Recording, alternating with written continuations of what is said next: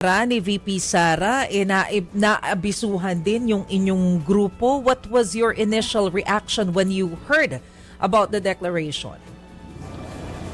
Wala pong abiso.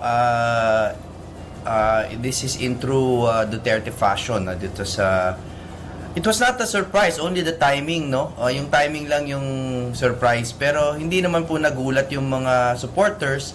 But of course, the reaction is that of course, we're very pleased.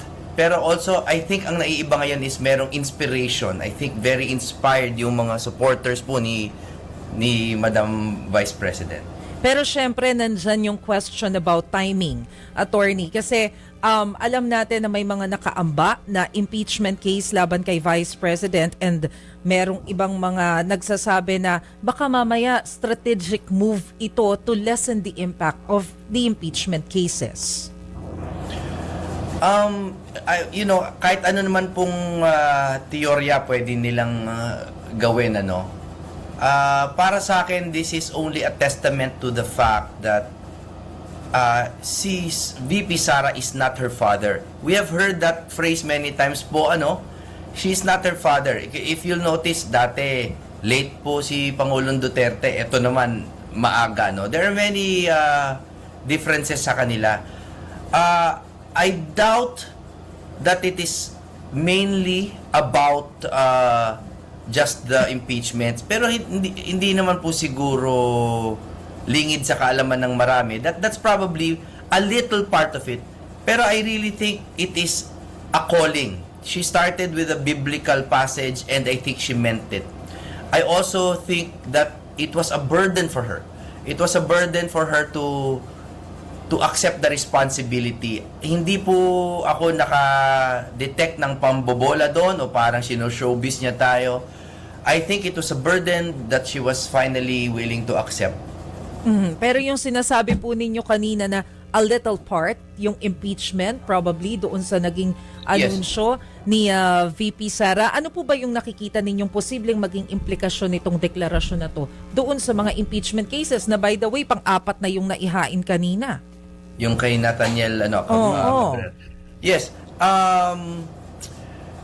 Hindi ako pwedeng magsalita para sa kanya or for her team. I am speaking also from what you see, what you also see.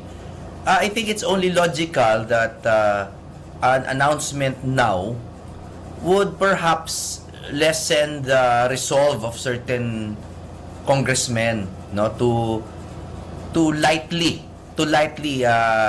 adhere to some impeachment complaints, Pero hindi ko alam. Ako po ay humuhula lang din katulad ninyo. Pero again, we have to take what she said at face value, na talagang it's more of an answer to a calling. Even the timing, I think, is not suspect kasi sabi nila ibang-iba naman to dun sa parang yung binay na sinasabi nila, the binay phenomenon. Baka mabinay ka. Oo, yung mga ganon. Ibang-iba naman kasi ito po, matagal na naman po siyang inaambahan ng kalaban at there's nothing new, So, I don't think the timing is suspect. I think it's because she and her team have finally realized na medyo matagal po talaga pumick up ang voting population, Matagal makarating sa kanila ang mga balita, matagal gumawa ng mga desisyon. So medyo inagahan nila para malaman na finally at mag-galvanize po yung mga votes na talaga namang para sa kanya. And lastly, I think it's also, I really think she wants to give us hope, Nagbibigay siya ng reason for us to hope in this what we perceive as medyo dire times. Okay. Attorney Jimmy,